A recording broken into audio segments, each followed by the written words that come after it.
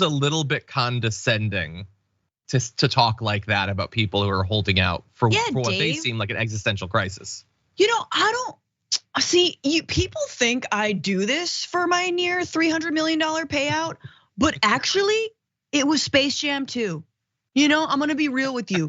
The way LeBron just interacted with those cartoons, it's the love of it. You know what I mean? It's the love of story, and I love like Porky Pig's character arc made me weep. Yeah, that's why I wake up in the morning. It's amazing to me the BS these guys get away with, and the fact that there's no follow-up question, John, which is exactly that. Would you still do this job, sir, if you were making what writers made, right? Or not even what writers made, but like, I don't know, a sixth more of what writers made instead of like whatever, 100 times as much as they make. And the answer is no. And first of all, studios are gonna wait. They are prepared for this. They are not gonna give up their second or third homes. CEOs won't. Everyone else is going to suffer. It's not just writers, it's production workers. It is people who are, just waiting and pending. And they're all gonna suffer because studios can and want to wait this out. And so we will see. It's gonna be a really tough fight, but again, it is a fight that needs to happen now. Yeah. Because if writers don't take this stand now, it is only downhill from here for them, and then again for everyone else who works on productions like this. Yeah, it's gonna get worse.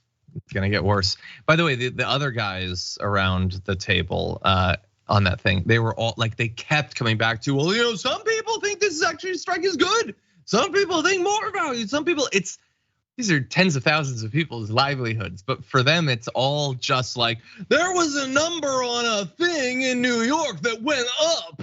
That's all it is for them at the end of the day. Anyway, little updates on some of what's going on.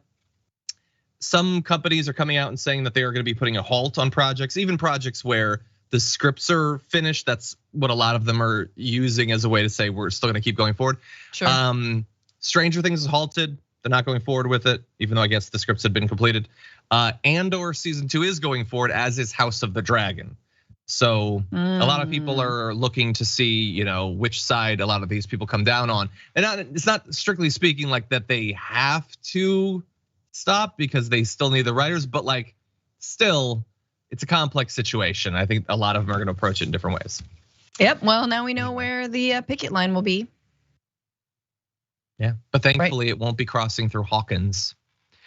Anyway, with that said, that's all the time we have for today's program, everyone. We gotta go record our top 10 list for the week, which goes out every week to our tier 2 and tier 3 members on YouTube. We're gonna be a couple episodes out from the end of Succession, giving things we want to happen in the series with the moments that remain. So that should be a fun one. You can become a member and you'll be able to watch that on YouTube. Thank you, Francesca, for being here, as always. Thank you. Great to have you here, by the way. And for those of you watching at home, Indisputable is up next, so look forward to that. And for now, though, stay safe out there, stay sane out there. I'll see you soon.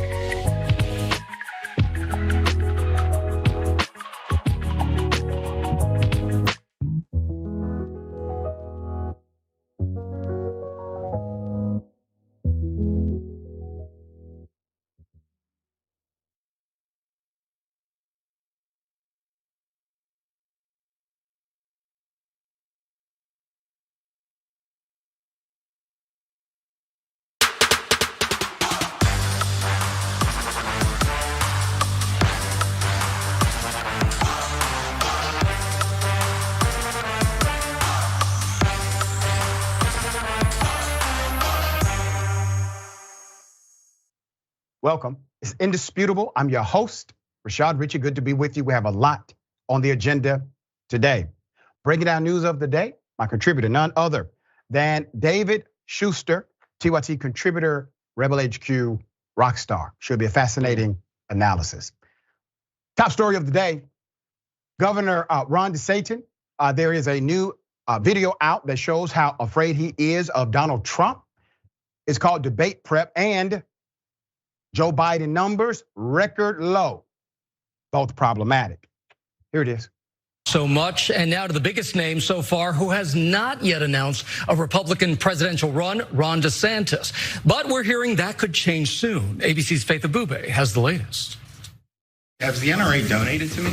I don't think the NRA is quite the boogeyman the Democrats think it is. This morning, new video obtained exclusively by ABC News shows Florida Governor Ron DeSantis in debate prep sessions when he first ran for governor 5 years ago. Do we hit him on guns, or just everyone who cares about guns is going to vote for me? The candid moments from 2018 come as sources say DeSantis' team is already prepping for the 2024 presidential debates.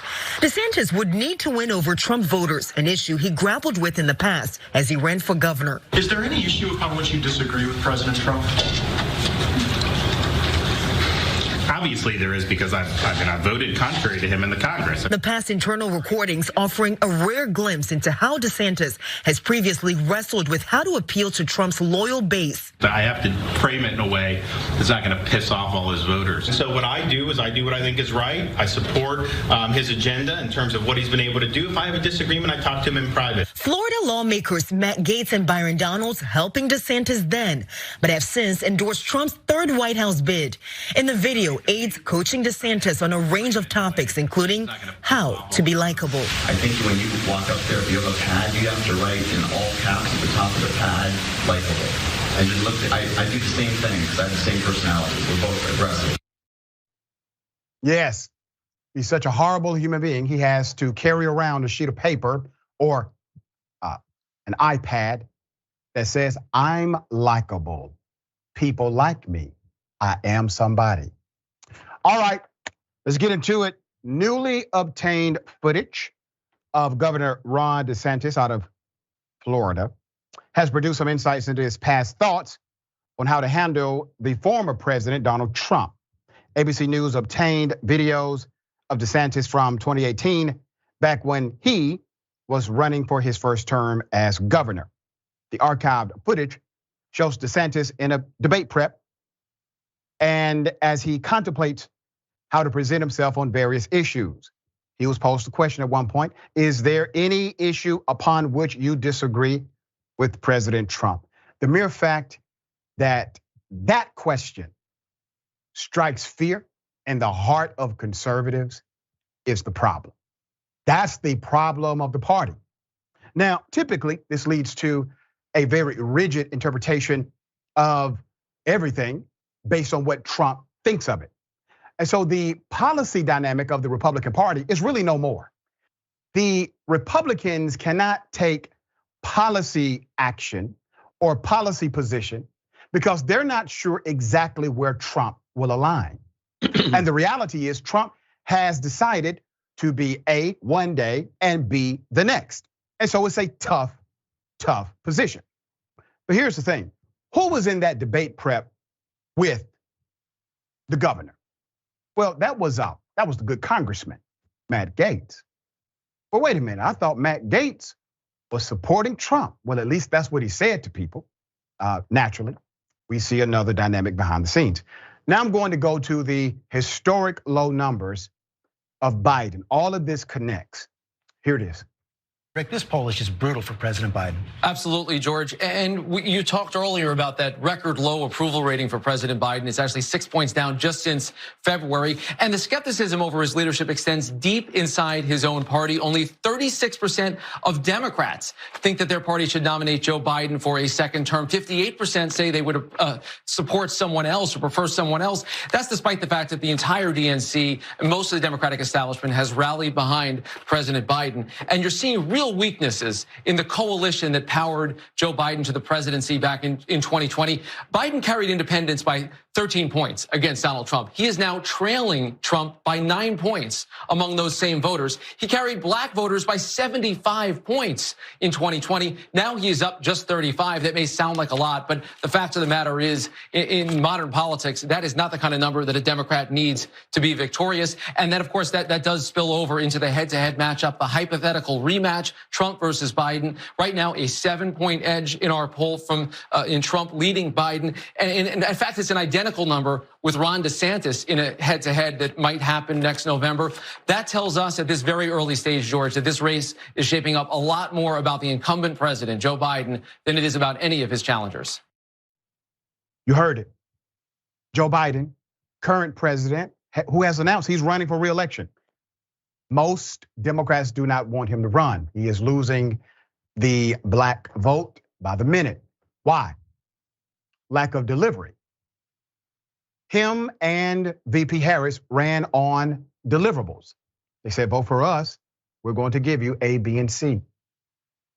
Well, those communities who organized, knocked on doors, made phone calls, drove people to the polls, gave you endorsements and checks, defended you on social media, maybe even lost friends over it.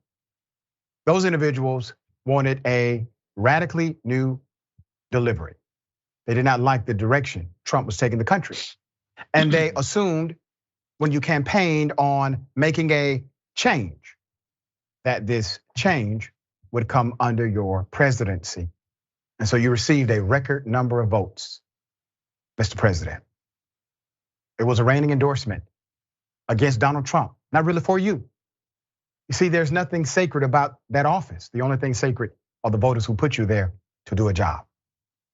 All right, I said this would happen, David. I said if you don't deliver, it will reflect in voter apathy the next go round. And that's exactly what you're seeing in these polls.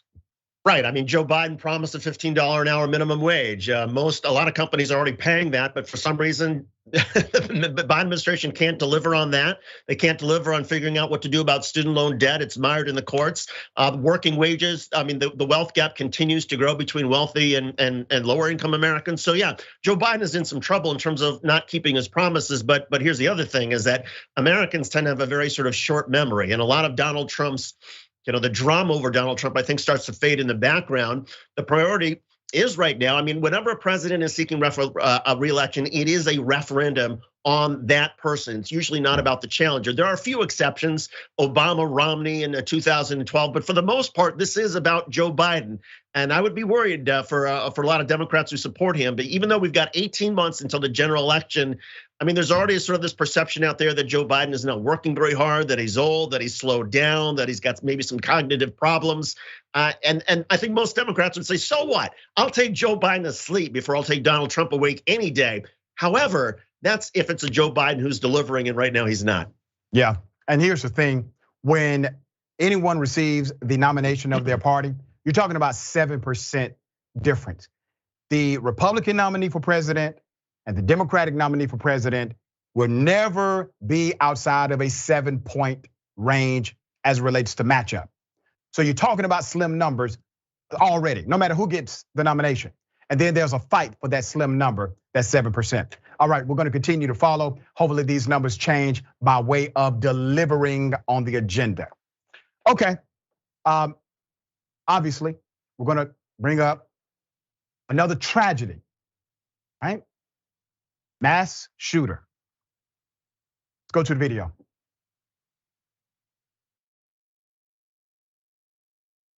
Eight people are dead, 7 more wounded after a gunman opened fire into a crowd at an outlet mall in Allen, Texas. That's just north of Dallas. And a warning, some of what you're about to see is disturbing. A witness dash cam capturing the moment the gunman got out of his car and then immediately began firing, ambushing unsuspecting people walking by. We're pausing this video before the shooting actually begins, but other witnesses were recording as the attack unfolded.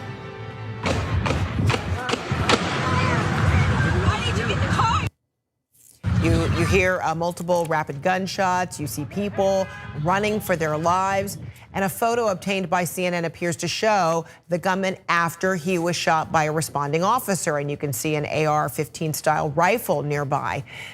He is clad in black body armor and appears to have several extra magazines strapped to his chest. Here we go again.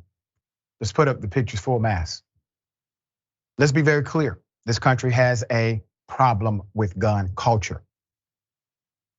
It also has a problem with inaction. I will get into that in a moment. The suspect has now been identified as 35-year-old M. Martinez, who lived in Dallas, Texas with his mother. The motivation for the attack, according to multiple reports, has been connected to right-wing extremism. According to local law enforcement, Martinez wore a patch on his chest that read RWDS, which police claims it means right-wing death squad. Officials are still investigating his ties to these radical beliefs. There's more. The gunman opened fire at the Allen Premium Outlets in Texas on Saturday afternoon. Allen Police Chief Brian Harvey said at a media briefing. An officer with the department was at the outlet mall on an unrelated call when he heard gunshots at about 3:36 p.m. Shortly before, he engaged the suspect and neutralized the threat.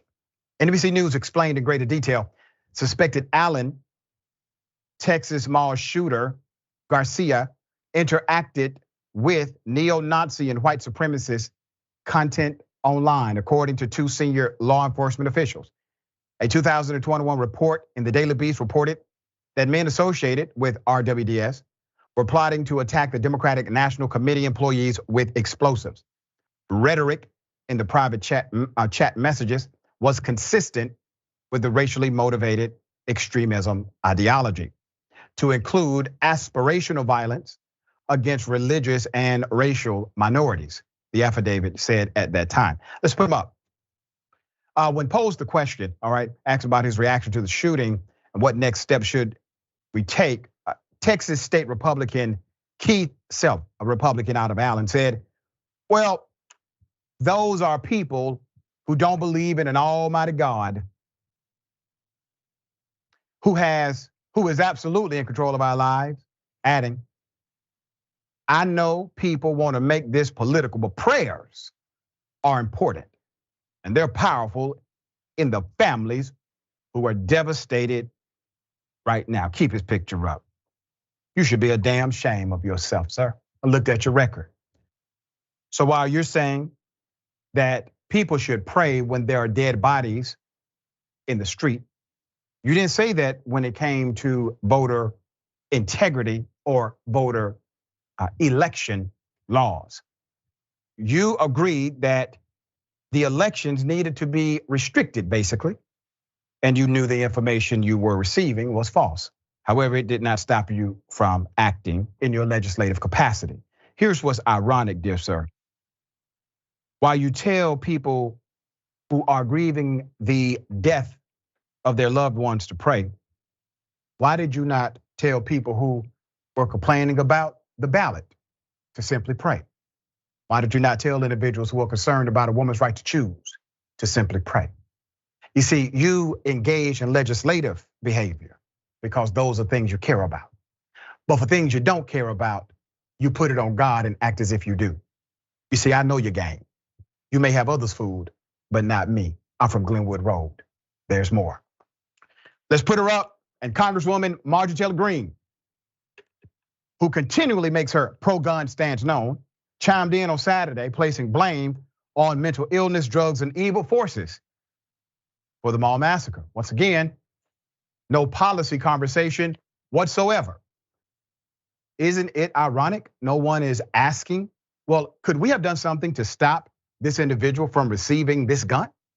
I mean, Marjorie Taylor Greene, if you believe it is connected to mental health, have you proposed a red flag, a federal red flag law that would allow a stopgap between purchase and mental health diagnosis?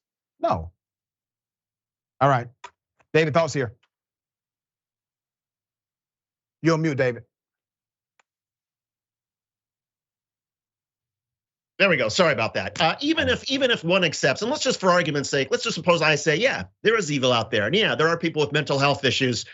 But let's if you look at the last 30 years, most of the major mass shootings have involved the AR-15. If you look at what happened at Sandy Hook and Marjorie Stoneman Douglas and what's happened in Allen, Texas, imagine those scenarios where, yes, somebody wants to kill a lot of people, but instead of an AR-15, an assault weapon, they have a pistol or they have a hammer. Sure, maybe they kill 1 or 2, but they don't kill 10 or 20 or 22. And that's the issue here. We can agree or disagree about whether there's evil in our midst, mental health, whether there's not enough belief in God, although I think in Japan, only 1% of the population there believes in Jesus Christ, but they have not had any mass shootings in the last 20 years. But putting all that aside, it's not we're missing the point. If you're a Republican, it's not the question of mental health. It's not a question of whether there's evil. It's how can we mitigate this? We just don't let anybody drive a bulldozer or jump into the cockpit of a commercial airliner unless they have the proper permit, unless they have the proper insurance. Why don't we do the same with guns? Why can't we say, no, you can't have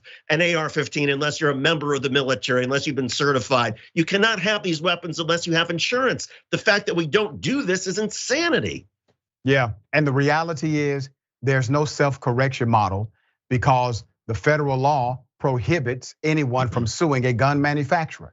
And because of that, they are able to freely lobby organizations to completely ignore the will of the citizen. All right.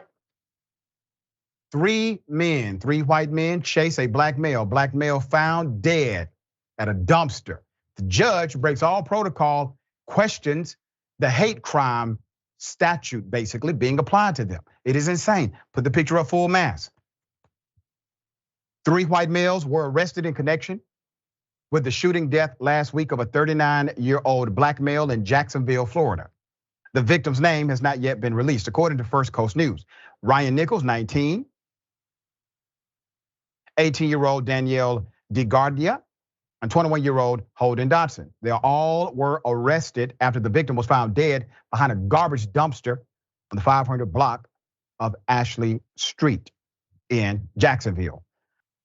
The man was found dead from apparent gunshot wounds at about 6:45 a.m.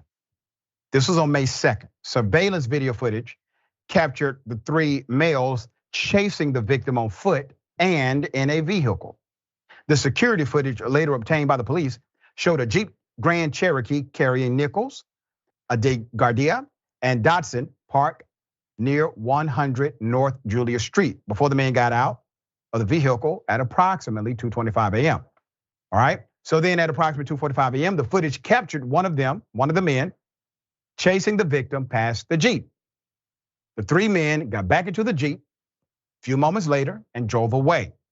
Subsequent footage captured the men driving down streets nearby, seemingly looking for the victim still, who is seen at approximately 2:50 a.m. on Clay Street and running north from the Jeep. He's still running. One of the men got out and chased the man, who is later seen trying to hide behind the garbage dumpster. He is trying to save himself. There's more. The police report is redacted and did not indicate the shooting. Dotson later reported his 9mm Glock missing. The Jacksonville Sheriff's Office found several 9mm shell casings at the scene of the crime, along with a loaded extended magazine, which was found next to the victim. They also found evidence that the garbage dumpster had been hit by a vehicle. Once again, more evidence. Additional video, more video from a 7-Eleven on Julia Street caught the Jeep's license plate, which had the words 9/11/2001, we will never forget, and an American flag. The Jeep reportedly belongs to DeGardia's mother. After Nichols and Dotson were identified, arrest warrants were issued, they were arrested. So here's the kicker. They get arrested, all right? The rule is the state can decide to enhance the charge, all right? This is typically how you do a hate crime charge. You enhance an original charge. So Circuit Court Judge Kim Sattler, okay? Judge Sattler told 2 of the defendants, DeGardia and Dotson, that their charges could be upgraded to hate crimes when they appeared in court Thursday. It's unclear why the judge did not say the same for Nichols. All right. So DeGaudia's bail was set at more than $500,000. Dodson's was just over $200,000. The judge did not grant Nichols bond at all. Judge Sattler then told the news that the state would decide if hate crime charges would be brought. I'm not the state, it's up to them, of course, what charges they bring, said Sattler. But it was just a bunch of white guys chasing a black guy. I don't see any reason for it, end quote from the judge. Have you ever in your life heard a judge make a ruling in an interview? Ever? I mean, at this point, you're talking about, this is really pre-investigation stage. They have not even reached exhaustive investigation stage yet. The judge is already making a call here that this is not a hate crime without any evidence whatsoever, one way or the other. Why? Because evidence has not been presented. And when it is, it won't be presented to the judge in that format, okay? That was a bond hearing. You don't weigh all evidence in a bond hearing. You say some things about the background, evidence you may have, circumstantial, etc. But this judge has come out and said, just white guys chasing a black guy. What's wrong with that? How is that racial? How is that a hate crime? Okay, all right. I have never seen a judge step out of line like this in order to defend people who she believes also killed another human being. David, thoughts? I'm this one is sort of a shocker. This sounds like a judge who wants to hear her own voice. I mean, and is so enamored with herself. Because again, I mean, even if a judge has certain suspicions about what may or may not have happened, the proper role of the judge is to say, let's just let's see how the evidence plays out. These are the charges now. The charges can always be upgraded. We'll see where the prosecution comes in, where the defense comes in. Let's see what the evidence shows. But for the judge to make a judgment already and to already be saying, well, I don't see what the problem is here. I mean, that's absurd. I mean, I think those are grounds in some sense for the judge to be impeached or for a formal complaint to be filed against her. I mean, you don't have to look at somebody hanging from a tree to say, well, that couldn't be a lynching, even though there was a white mob that was chasing that black man. I mean, things just sort of, it's insanity. It's insanity for someone to sort of say these sort of claims, make these statements and say, oh no, maybe it was just a domestic dispute. Well, maybe it was, but let's wait and see where the evidence comes in.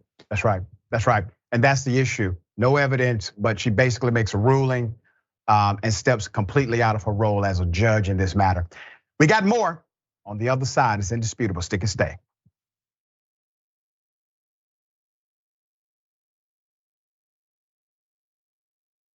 The rest of the news media says you should not fight for positive change. If you do, you're not really a reporter or a journalist, because reporters and journalists don't care what happens. I don't agree. That's not written anywhere. That's not a law. It's just a rule that they invented so that reporters didn't actually challenge the people that are in power. Well, we don't agree with that. We think we should challenge the people in power, that actually makes you a better journalist, not a worse one.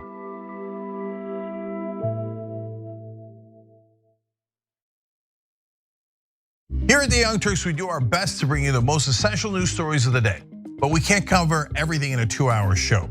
And for the rest, I recommend Ground News. Founded by a former NASA scientist, Ground News uses a revolutionary system that analyzes where the news is coming from and gives you complete transparency on the potential biases these sources may have. That way, you can read between the lines of media bias and break free from the corporate media agenda. In arming you with the context and transparency, you'll have everything you need to think critically about the news and build responsible media literacy for yourself and others. With Ground News, you're not just mindlessly consuming the media, you're part of a movement that is working to hold them accountable and get straight to the facts. Break through the filter bubbles, the propaganda, and the bias, and subscribe to Ground News today.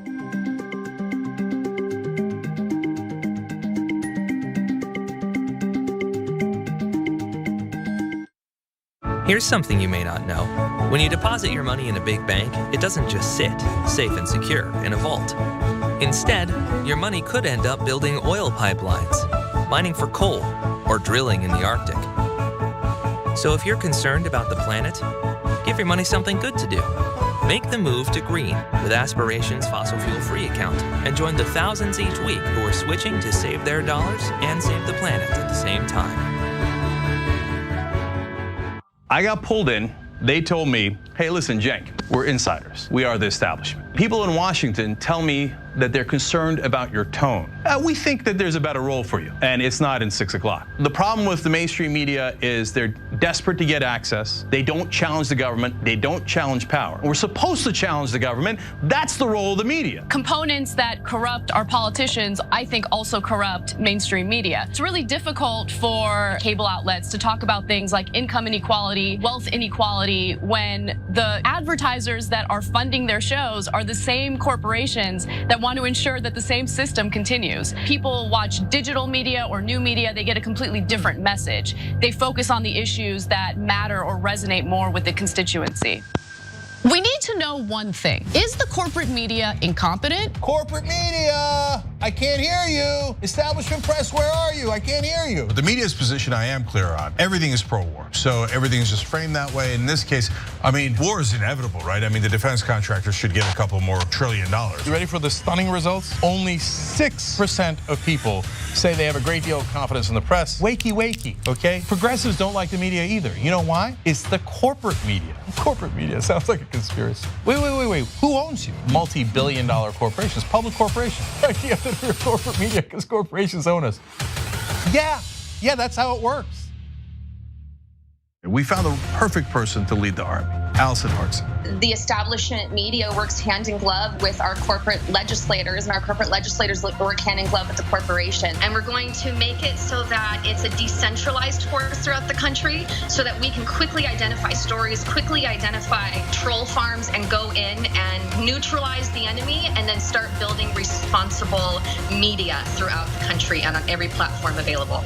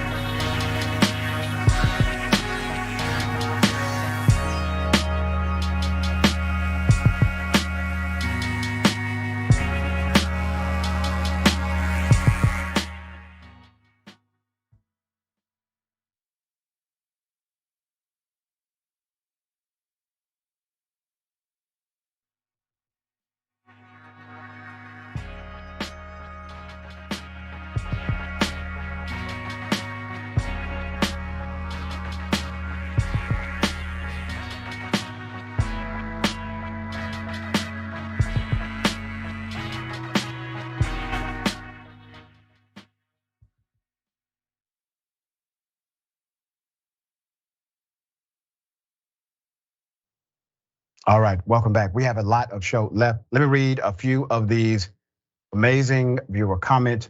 I appreciate everyone joining the conversation. All right, what do we got? Interesting.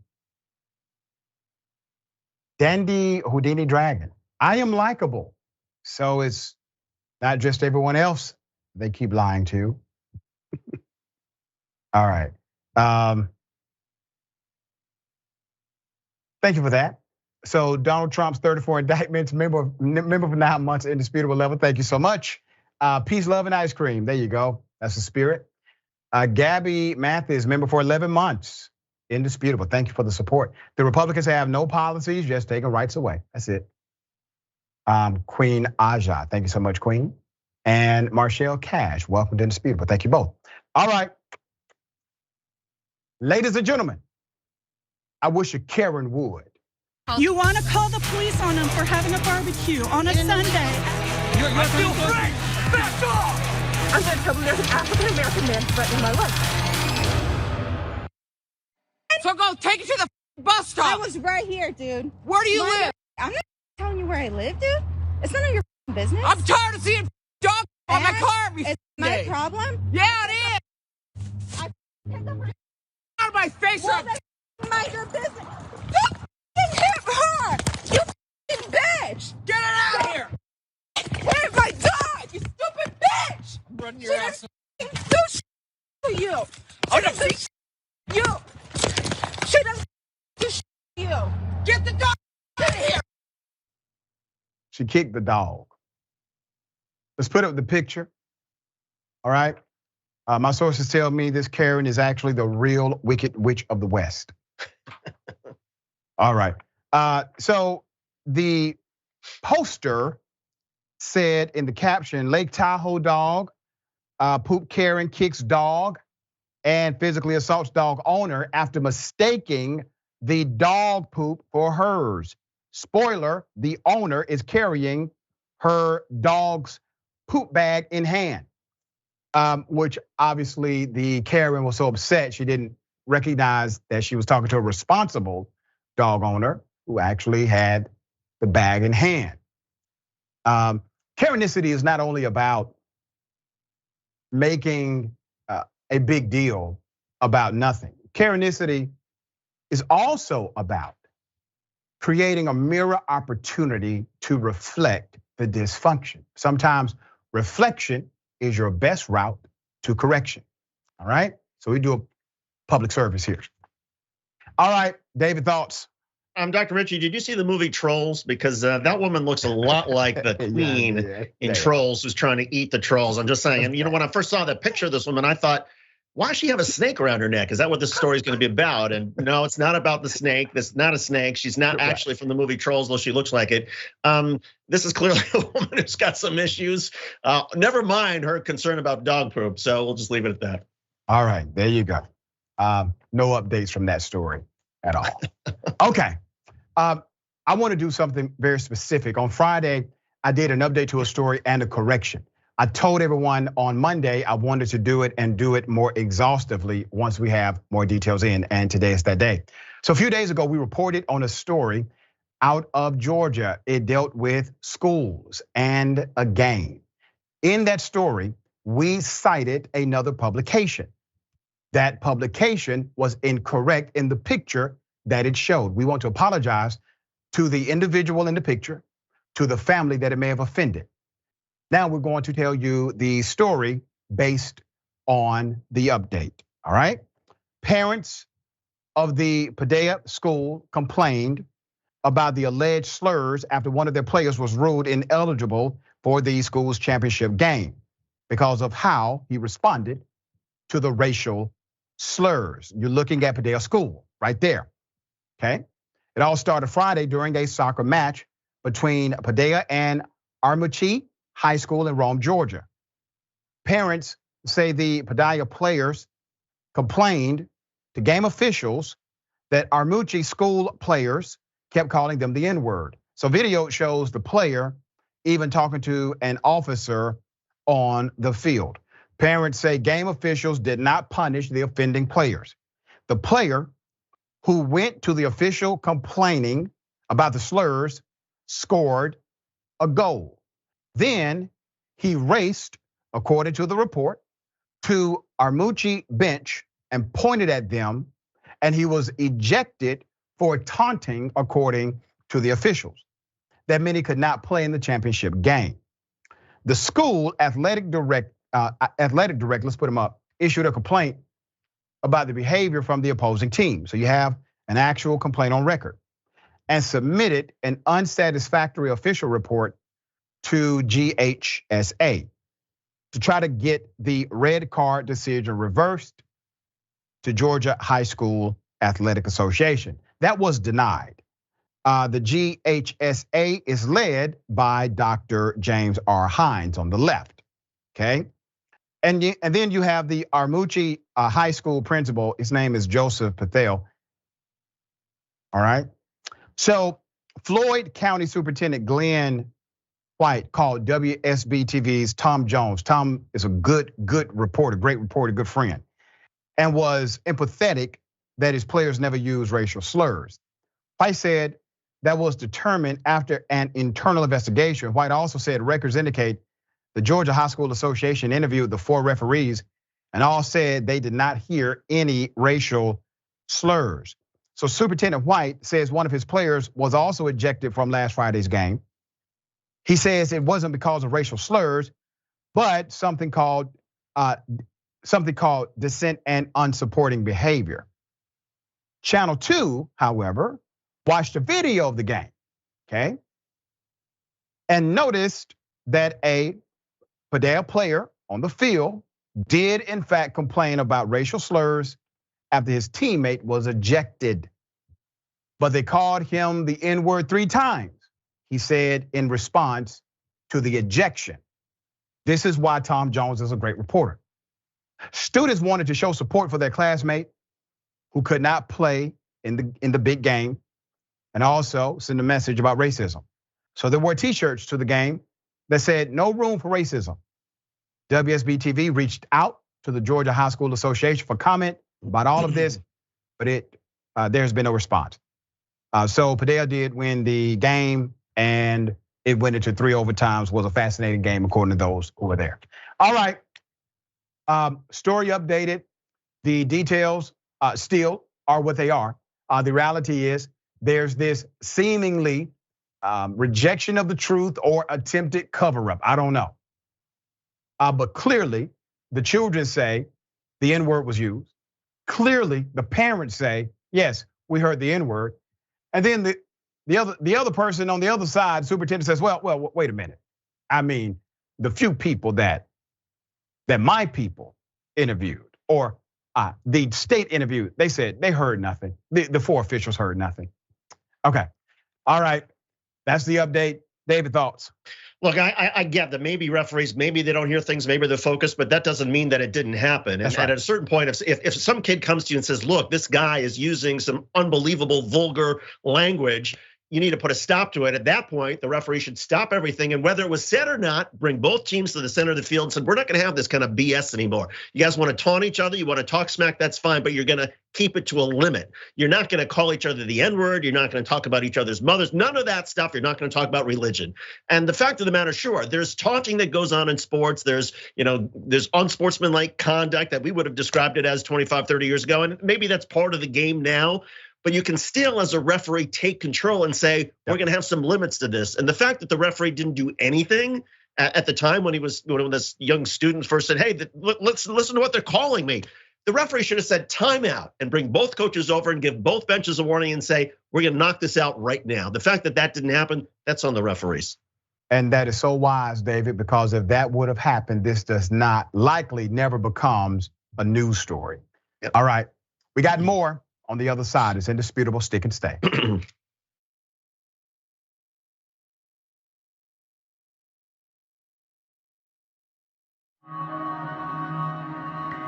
The concept of the Young Turks means the audience, they are the Young Turks. They are the go-getters. They are the ones making the emphatic change happen in their local community. The reality is that we've always, young and the not so young, we've always cared about news. But when you do not see the messengers of the news look like you, when they do not share your experiences, exposures, and environment, and there's a disconnect between you and the news. I lecture in mass communications. One thing I tell all of my students, there is no such thing as non-biased news. It never has been.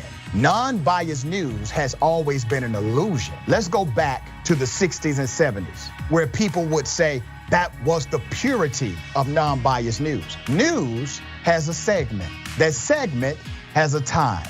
That time, you must do your story and be finished. That means the producer, the writer, the orator has to take out what they don't think is important and only leave in what they believe is important. They have a limited time to tell the story. They do not have time to tell everybody's version or everybody's side. And they get to choose the facts that they bring to you, as well as the nuance, which really is a word for opinion, that they bring to you, the context they bring to you. So we've always had a level of bias in news. Here's the issue. The issue is to not deceive individuals as if you don't have some level of opinion with your news commentary. And that's what TYT has never done. They've always been authentic in their approach to progressive ideology and their news analysis and political breakdown. And I think that's how you actually win the heart and soul of individuals who are consuming information from you, because now they see themselves in you. All right, welcome to the Young Turk special election day coverage dropping. An amazing power panel. Look at this panel. You want to talk about power? Like a smart Destiny's Child. We're all too strong. We start a revolution. Yes, another one. Aren't you excited? Wow. And then Alexandria Ocasio-Cortez, everybody. Yay! You know, this is where it started in a lot of ways. Why is he lying? Because these are acts that you can commit with impunity. Most of us are usually in boxer shorts underneath. I went with the pants today. This is the first ever power panel with Donald Trump as president. We have elected the top Twitter troll in the country. We have to stop pretending that race is not an issue in this country. Now keep in mind, racism had gone away until Barack Obama brought it back. That's right. They want to protect life so much that they want to ensure that insurance companies don't cover your maternity care.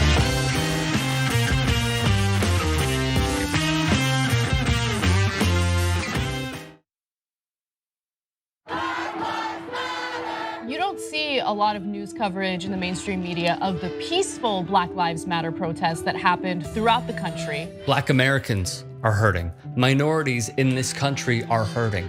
We always talk about starting from the bottom up, but the problem is the bottom up is always the least amount of power. No one cares about them, and until someone actually cares about them, then we'll do something about it. Please, for God's sake, America, understand, acknowledge, and work towards getting to a new reality where Black lives actually matter.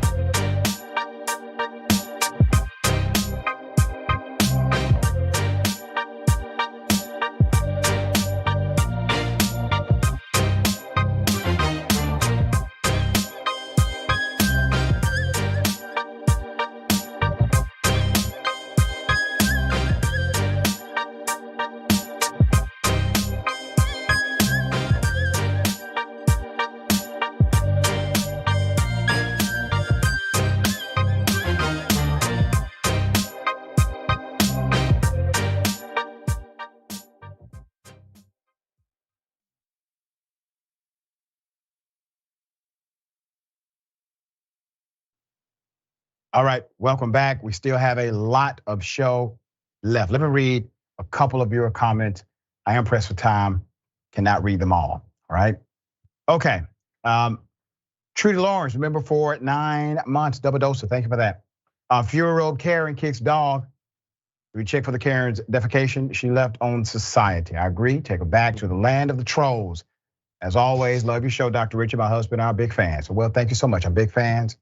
I'm a big fan of yours. All right, iron sharpens iron. Okay, let's go to Twitch. Dissident PM, Karen needs anger management classes. Agreed.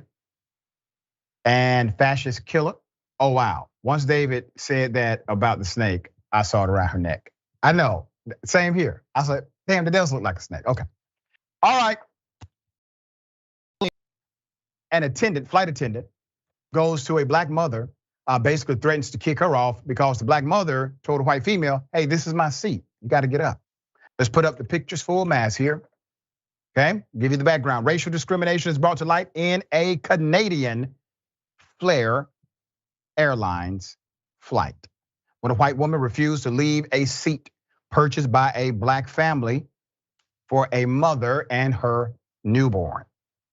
The victims of this event are Paseo Ali Long with his wife and newborn, whom he had purchased a seat for. So Ali, a black woman who recently moved to Canada from Nigeria, posed a question to the white woman sitting in her seat. If she would please move. Fair question. Ali says the passenger said no. In the recorded video, you can hear Ali say to a flight attendant, do you see the problem here? The passenger refused to move to her assigned seat multiple times. Unfortunately, this caused the situation to escalate. The attendant can be heard saying to Grasso, "If you don't calm down, we need to get you out of this aircraft." The new mother responded, "I can't be calm after what you just did."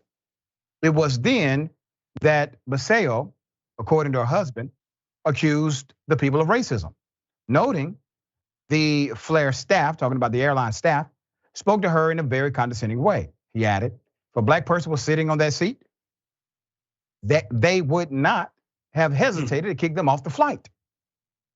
Ultimately, flight attendant sided with the woman who stole the seat, while Grasso was shocked that the white woman not only told her no, but flipped the middle finger at her when she asked her to move. She was also outraged at the response of the flight attendant. "We paid for this flight. You didn't help me," she said to the attendant. So here's Grasso photoed in a follow-up announcement in this title, Racism in Canada. Grasso describes how massive online protests finally led to the airline offering a refund. However, he insists that the recouping of his financial losses is the furthest thing from his mind. Instead, he wishes for fair and equal treatment. Grasso's dilemma is not the first and will not be the last. It won't be the last time that a black citizen or black citizens in the West are violated by having their seat assignment relegated. Remember the historic symbol of the issue, a situation where taking a seat was considered justified. President Obama, among many others, credit Rosa Parks' singular act of disobedience with launching a civil rights movement that lasts to this day. Rosa Parks tells us there's always something we can do. He said during a 2013 ceremony to unveil a statue of Parks at the US Capitol, where she is honored alongside past presidents, members of Congress, and military leaders. She tells us that we all have responsibilities to ourselves and to one another. I link the two because I think there's a great dynamic when we see how universal racism can be. Don't allow that to dissuade you from this other reality. The other reality is, while racism can be universal, anti-racism can be universal as well. The same strength that they use to promote their propaganda, you can be stronger, rise to the occasion, and defeat it. All right, David, thoughts here?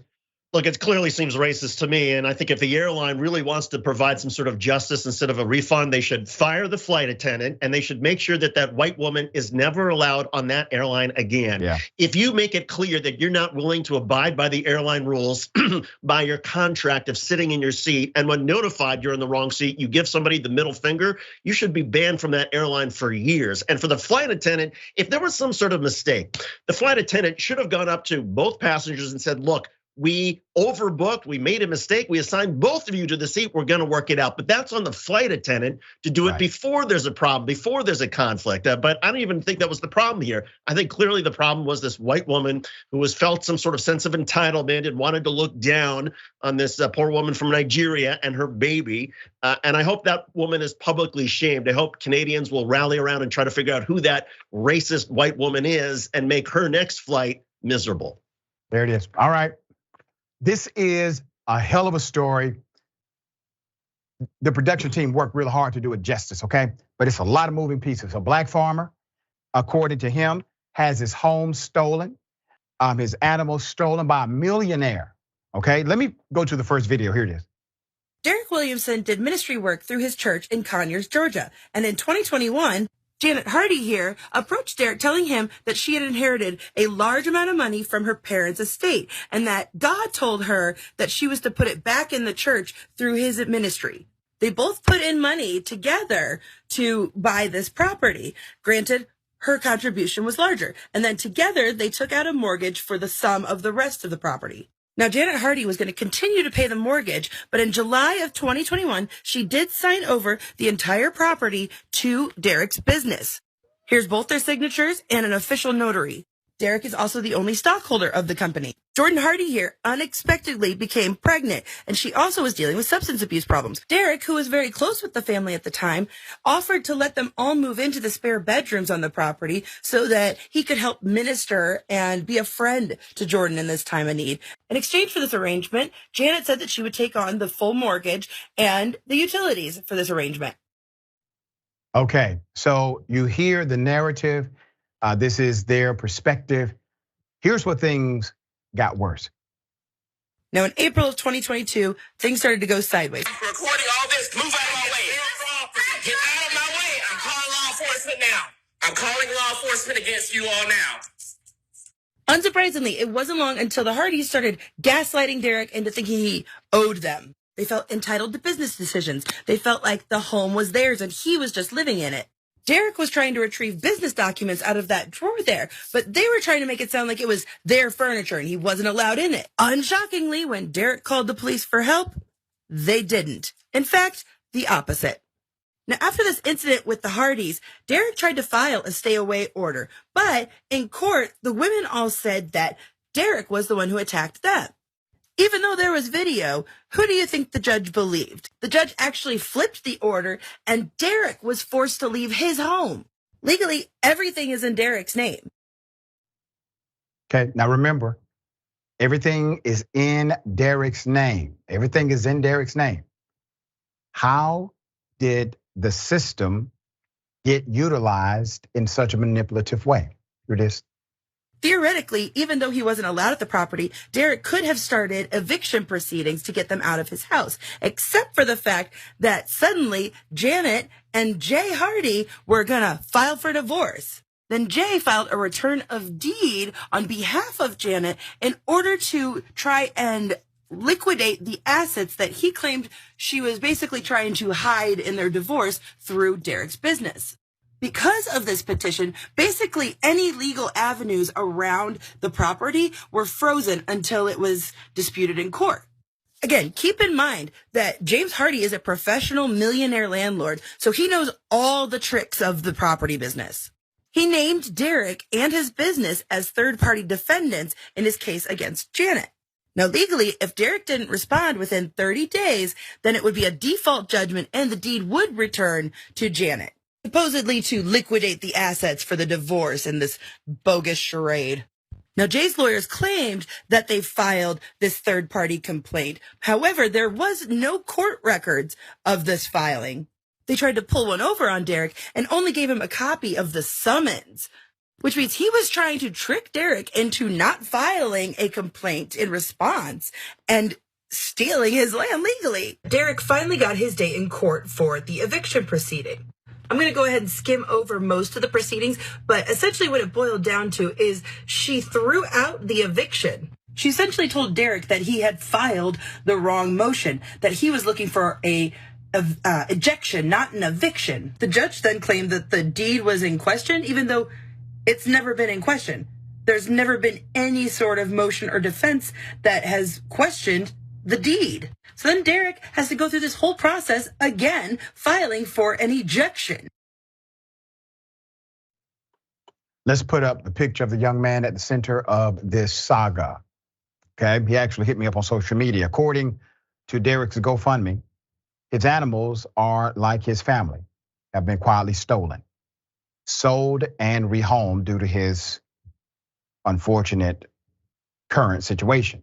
According to Derek, his former business partner conspired with the Hardys to take animals. My former business partner, zoo owner, teamed up with the Hardys to physically steal my animals and all our animal enclosure fencing, approximately $100,000, and built up a new facility with our fence that is now a few miles from my farm.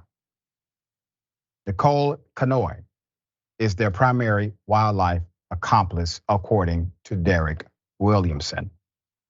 Derek posted videos of some of the stolen animals, okay? And also the fencing.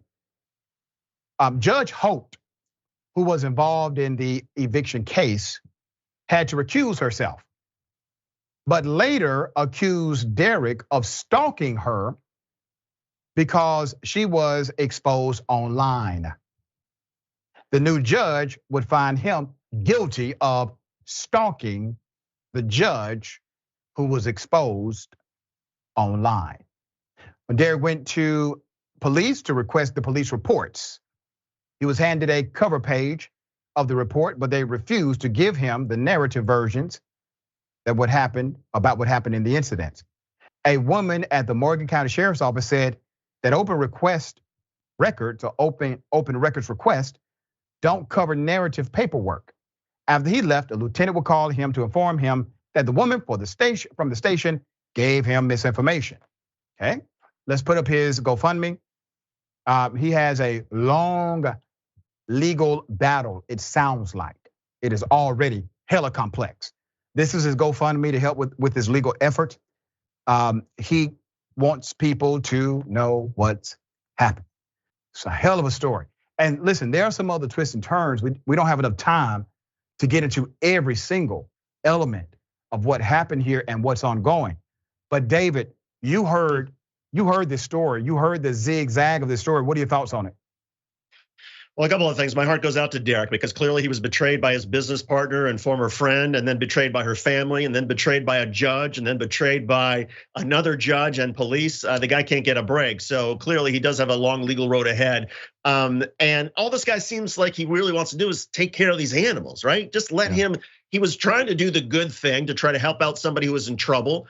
And somehow he had that turned against him. It just seems so unfair. And a lot of credit also to, I think it's Nerdy Pink Panda was the woman who did that TikTok, who was able to sort of splice this all together and offer a lot more common sense in dissecting this than any law enforcement or any judge in this matter was able to. Right, well said. All right, we got more on the other side. It's indisputable. Stick and stay.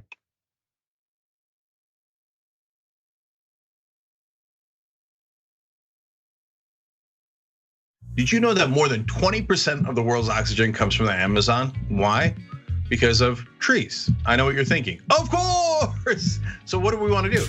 We want to plant more trees so we can save the climate. It's quite literal. So that's what leads to our new partner, Plant Your Change. Love it. It's so easy. What they do is you take the credit or debit cards you already have and you plug it into the system. And if you so choose, you get to round up every purchase to the nearest dollar and they plant a tree for you, okay? Now you could also choose if you wanna do it on only certain kinds of purchases or only so often, right? And there's nothing wrong with that. But literally every cent makes a difference here. It's Plant Your Change. And if you wanna know more information, just go to tyt.com/trees. Let's go save the planet together.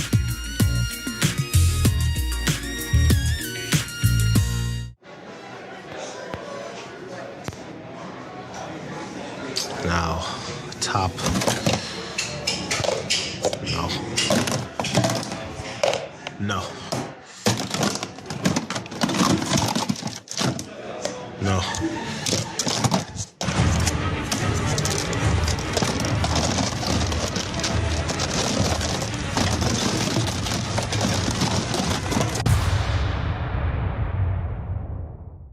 Today, a terrible day for the internet, a terrible day for America. The internet as we know it is not going to exist anymore. A real dark day for information and yet another way that they're bleeding out the democracy. We're now going to have these gatekeepers of information deciding what we can and can't see, and that's what scares me the most. Whether you're conservative or progressive or anywhere in the middle, this is the one thing we should all agree to. Protect the internet, because the establishment is coming for it. Don't let them destroy the internet.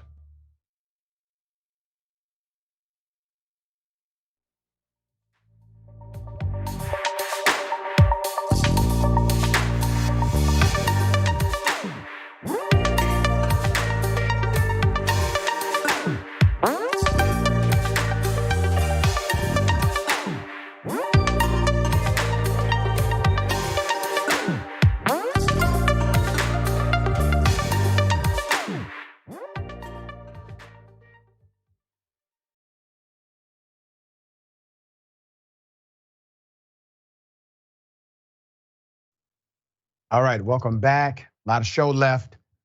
Let me remind everyone to please help Sam, all right? So we have GoFundMe. He has a GoFundMe. We are helping him with the GoFundMe. April 6, 2022, Sam Randolph was fully exonerated, released from the Pennsylvania death row prison after serving 21 years for a crime he never committed. He was on this show. If you remember that interview, great heart, great soul, great spirit, but he is paralyzed from the neck down. Why? Because according to him, correction officers of that jail took him to the yard, beat him senseless, paralyzed him. He was inside of that prison once again for a crime he never committed. And no one, regardless of guilt or innocence, should ever have that happen to them in a state facility. All right, so that's the GoFundMe. We encourage you to contribute. Also, Sharon Reed, very happy for Sharon Reed, who is now a contributor on TYT Sports, covering the stories behind the scoreboard, Emmy award-winning broadcaster. She'll dive into the intersection of sports, social justice, and politics, analyzing what's in the news and looking beyond the headlines. Should be fascinating. Make sure you find that, youtube.com/TYT Sports. Okay. The man who, in my opinion, committed murder on the subway breaks his silence. Let's first go to this video of protesters. Here it is.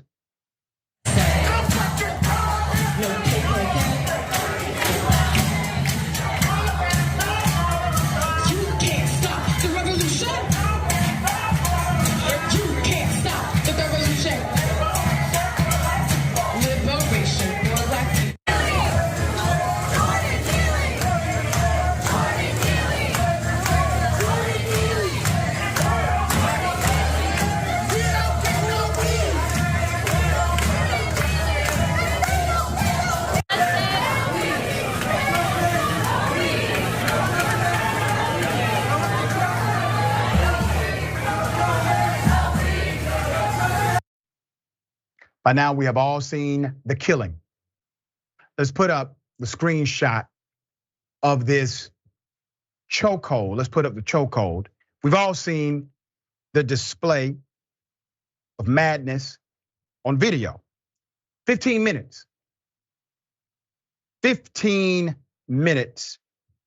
An ex-Marine named Daniel Penny, who was filmed placing Jordan Neely in a deadly chokehold last week, has broke his silence through a statement released by his lawyers. Now, remember, police took him into custody. Police questioned him and let him go. I want you to see the narrative here, okay? Let's put up the attorneys. Attorney Stephen M. Razor and Thomas A. Kniff said their client never intended to harm Mr. Neely and could not have foreseen his untimely death. They also blamed city officials for their response to mental illness. The statement continues. Mr. Neely had a documented history of violent and erratic behavior, the apparent result of ongoing and untreated mental illness.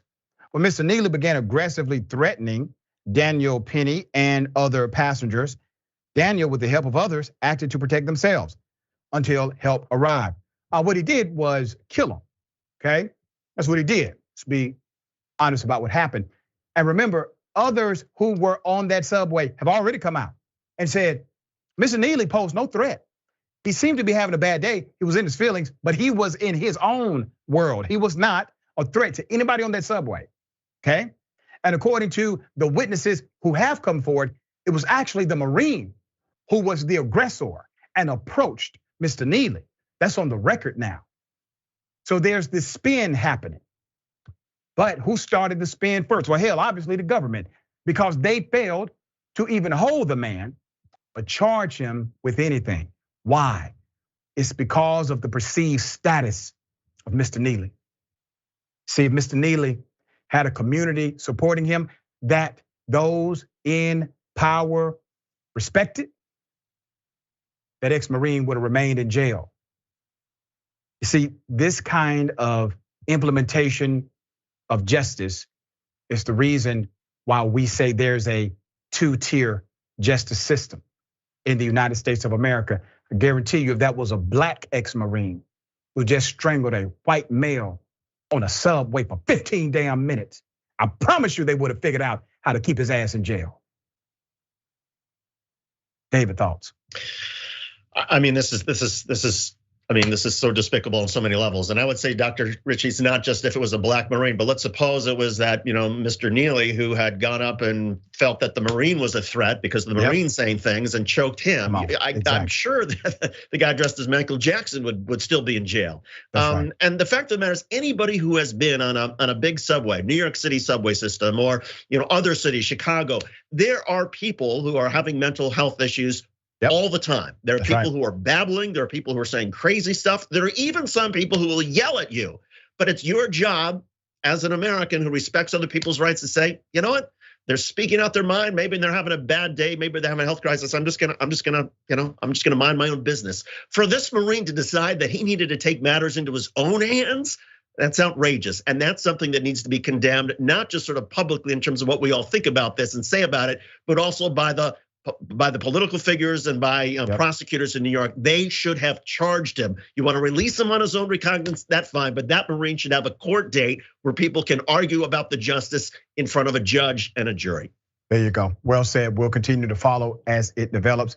David, always a pleasure having you on the program. Tell people how they can follow and check out your great work. Thanks, Dr. Richie. People can check out the videos on Rebel HQ. We're on both Facebook and YouTube, also TYT.com. We do videos each day about police interactions, constitutional rights, politics, so occasionally the Karen here and there. But it's basically we try to provide some sort of analysis and help teach people along the way about what your rights are and your opportunity. If you want to criticize a police officer, even tell them to do something that's anatomically impossible, you are allowed to do that. And if a cop arrests you for it, that cop is breaking the law. We try to teach people through all these interactions and experiences so that they know in their own life what they can do and what they can expect. Your reporting, sir, is legendary. Always enjoy it. Thank you, my friend. Thanks, Dr. Richie. Thanks for having me. Absolutely. All right, Bullpen is next. Stick and stay.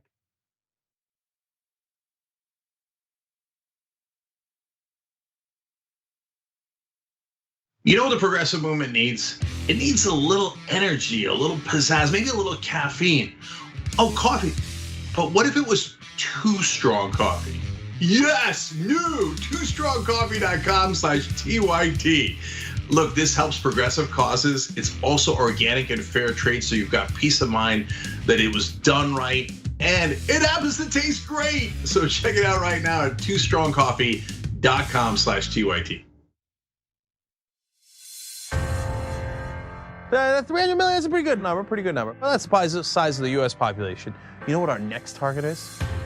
The size of the entire world. We just crossed 5 billion views on YouTube. I mean, imagine 10 years ago thinking one day. We looked at you like, are you nuts? Young Turks has just passed another milestone, 20 billion views. Damn. All right, lots of comments. You guys are the best. I'm gonna read a few comments from our members. Mr. Methuselah says on YouTube, super chat, thanks for all the important work you do for TYT for the movement. Do you know who had the first super chat when I got back from vacation? You won't be surprised to find out. Billy B. Taylor. What do you know? Billy says, rejoice, for Dragon Daddy has returned. This question sent to us by Izzy Sanchez Jr. Is it me or is Meghan McCain talking as fast as Ben Shapiro? Is that the way the right tries to look smart and intellectual? Well, yes. Michael Nathan writes it on Twitter. Did Anna choose Cenk's outfit today? I'm sure it wasn't Cenk himself. Man Bun Jenkins Skinny Jeans says, so now Anna has pointed out, okay, that's his handle. T. Joyce, 1971, saying Donald Trump is good at pulling out of things, NAFTA, the Iran deal, NATO. It's just too bad Fred Trump didn't.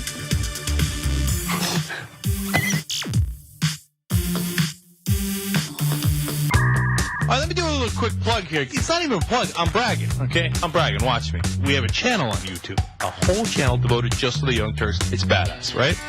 Wow, man. I can see the void. You guys are rock stars. Unbelievable, Senator Sanders. Welcome to Rebel Headquarters. Man, you guys are amazing. We gave you what you wanted. Okay.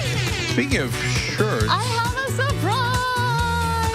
You reached a lot of people. You are the Young Turks. And we have spread that progressive message wide and far. Let's keep it going.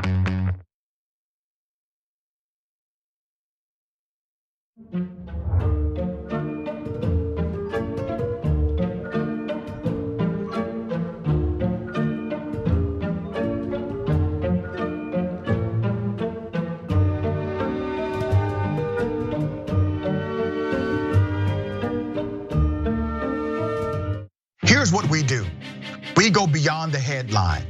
We are willing to engage in transparent conversations with those who do not think like me. We also make sure that you know what's happening not only nationally, but in your local area. Make sure you tune in to Indisputable with Dr. Rashad Ritchie, Monday through Friday, 2:30 p.m. Eastern Time, 11:30 a.m.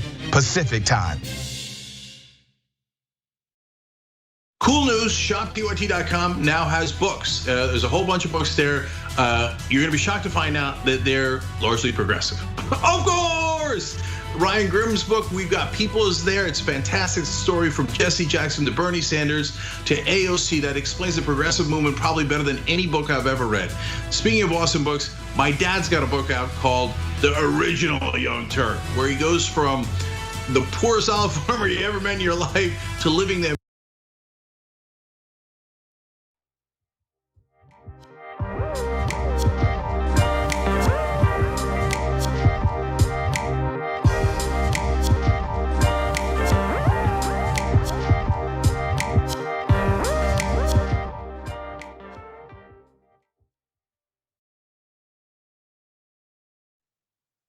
All right, welcome back. We have a lot of show left. Let me read a couple of these comments. Thank you, C. Michael Henson.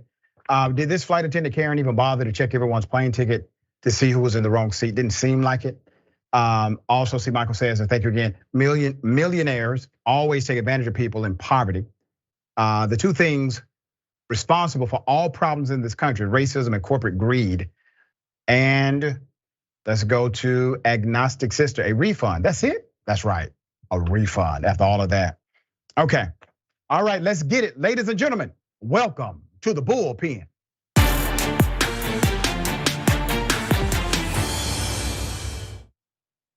We have David Grasso, anchor of Bold. All right, it's been a minute. Glad to have you. It has been a minute. Always great to be here though, Dr. Ritchie, give it to me. Good to have you, my dear brother. All right, David, we're gonna chop it up about not only mass shootings in America, but the political response specifically contextualized through conservative response. I don't want to presume what you know, believe about that dynamic. So I will allow you to tell us and then opine from there. Sure. Well, I think in Texas, there's definitely a problem with political extremism. I think that's something that we could agree with. I mean, a lot of people on the right would think that as well. And I think definitely I'm not here representing myself as a, hardcore Christian, but I consider myself Christian. And, responding to something tragic like the shooting with religious Bible verses is probably not the best look for lawmakers, especially, Jesus always said, turn the other cheek. He probably wouldn't have been pro-gun, but that's not very convenient for today's narrative. I think that we need to exhibit more sensitivity when it comes to these events. Whether you're liberal or conservative, sensitivity is what's needed, not, hey, it's supposed to be like this, or, oh, whatever. And I think it comes off as careless and really insensitive. I want to say this because I do agree with your point that these responses are typically inappropriate, given the fact that they are lawmakers. They're in the business of developing, creating, and implementing policy. But let me read something that I thought was quite fascinating. So a Republican out of Texas who represents that area, right? He goes on record and basically says, I know people who want to make this political, but prayers are important and they're powerful in the families who are devastated right now. That was Keith Self, who represents the 3rd District of Texas, okay? Now, what he's trying to do is dissuade anyone from holding him accountable to do his damn job, which is to present policy dynamics that solve problems and protect people. He doesn't want to have that conversation because that conversation is not popular. But let's be very clear, dear brother. Those who are in position of legislative power, they show you what they care about based on what they're willing to either create in legislation or vote on, right? It doesn't require that it be something that everybody else cares about. Let me give you an example.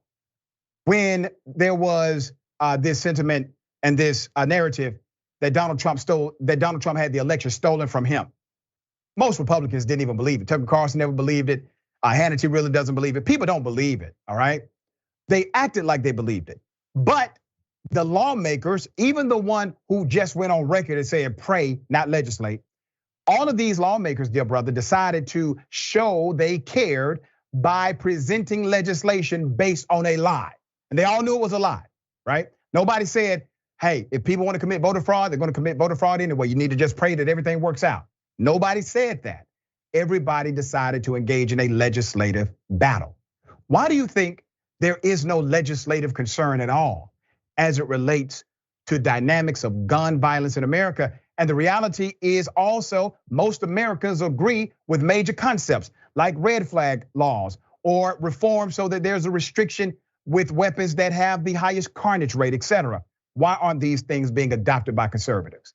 Well, first, Dr. Ritchie, let's talk about Texas. So Texas has a one-party problem, right? And no matter what party is in charge, if you go on unchecked for that long, you're gonna be an arrogant party because there really is no competition. Number two, the Texas legislature only meets every 2 years. Now, I had the unique experience of being a journalist in West Texas focused on political corruption. And I can tell you, it's a real problem in Texas. We've seen this with guns, we've seen this with the grid, and sure, I am a low tax, small government proponent, but at a certain point, you can't have no government. So there's obviously, an equilibrium for all of these issues. The reason why we don't see a lot of legislation in Texas, period, is again, they go to session every 2 years. That beautiful capital in Austin basically sits unused. And at the national level, I think you know the answer to that, and a lot of the viewers will know the answer to that. It has a lot to do with the National Rifle Association. And really the National Rifle Association, even for people who own guns, I do not own a gun personally, but my brother is a gun enthusiast. He has stopped paying his NRA dues because he feels that they do not represent most gun owners' views. And we have a definite problem with that in Washington, especially we've seen with the NRA cozying up to Russia in recent years, and really operating fundamentally as a slush fund. And unfortunately, while it's very weird that the NRA operates as a slush fund, we all ultimately suffer because I feel there is a lot of room for common sense agreement on gun issues. Now, the research is not clear on whether these will actually work, but I think it's worth a try. Man, let me say this to you, dear brother. That's why I appreciate having you on the show. You and I may not agree on ideological principles all up and down the equator, and that's fine. But you do talk with some sense, okay? And let's highlight something your brother did, right? He said, okay, I'm gonna stop paying the NRA because they're not representing my values. I literally said that on this show last week. And I brought up a survey where it showed that NRA members, the majority of NRA members, are for restricting gun sales as it relates to those who have been diagnosed with a mental health issue. They believe these things are common sense dynamics that should be applied to the everyday American or to the everyday person. So why? And you hit it, right? You said, well, it's because of the NRA, but it's not really the NRA. The NRA is kind of the front man. The NRA, they have become the de facto lobbying wing of gun manufacturers. And you have to look at what really has happened here, dear brother. There's a self-correction in the market called tort law. Tort law, right? You know where I'm going. Tort law allows the public to hold companies accountable that may not be significantly regulated. Because if they make a product that leads to the death or harm of another human being, tort law can bring that company in court and hold them accountable to the safety protocols of their product. The only company in America that has its own law creating immunity to tort action is gun manufacturing industry. That's it. We literally have a special law that says you can't sue this manufacturer under tort law doctrine in this country.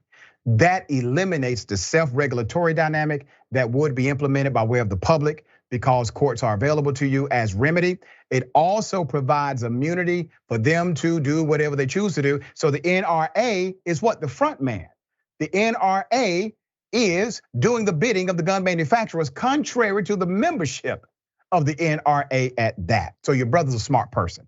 Do you think this ever changes, brother? Do you think somehow the narrative goes back to common sense when we literally used to have Democrats and Republicans vote on gun reform in the United States? Well, I think there's a lot of misinformation around guns. So let's talk about guns without, politicizing it. First of all, it's really important to mention that Black Americans, gay Americans, and women are some of the fastest growing demographics of going out and buying guns right now, right? And I believe that law-abiding citizens should have the right to buy a gun. Yet again, I do not own a gun, but I know a lot of people who do. Now, as what you're saying, there is a lot of room for common sense reform. Here's the problem. It all gets politicized. It goes from no guns on one side to anyone can have a gun. And a lot of issues are a lot more complicated than that. Even the assault rifle ban, my brother always goes on and on about assault rifles, how a lot of times we ban things that look scary. And that's not necessarily a good gauge of what is actually dangerous to the public. High capacity magazines are maybe a better way of looking at, the damage that can be done. And perhaps, and again, before this segment, I sat and I really tried to study what this data says. And Dr. Ritchie, the data is very unclear on all of this.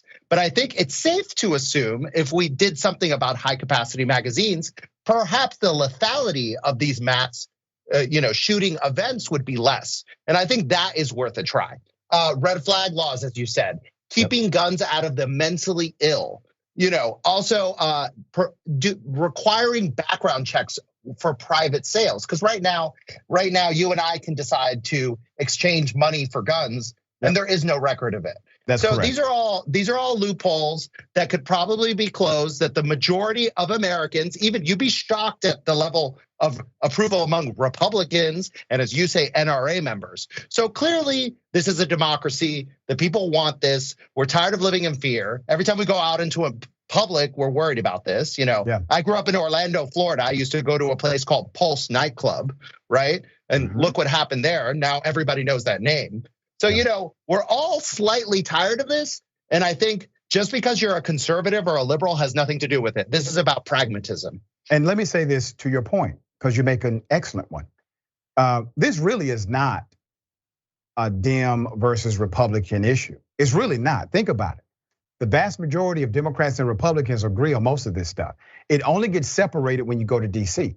When you go to DC, all of a sudden, there's this partisan contrast. So let me read the data.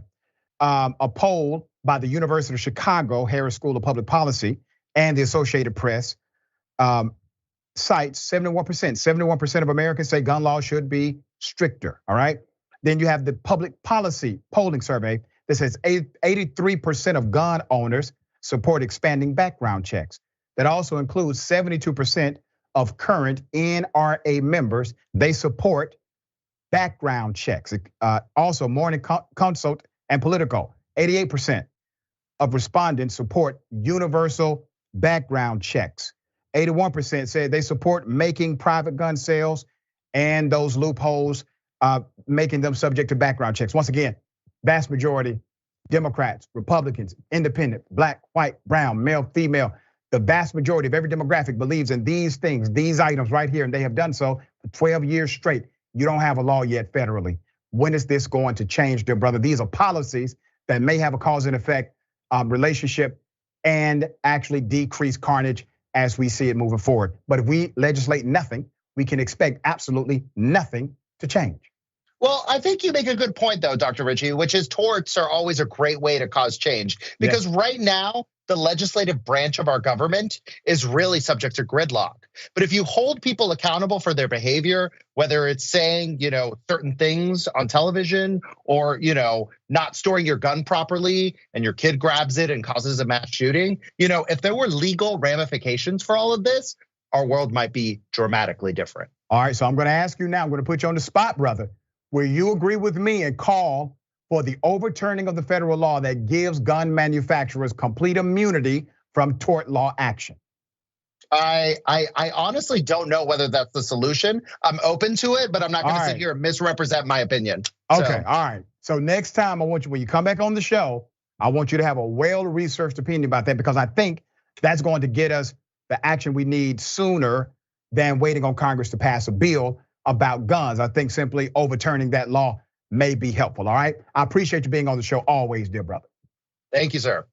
All right. Remember, take care of yourself, take care of each other, take care of the planet. Remember, the truth is always indisputable.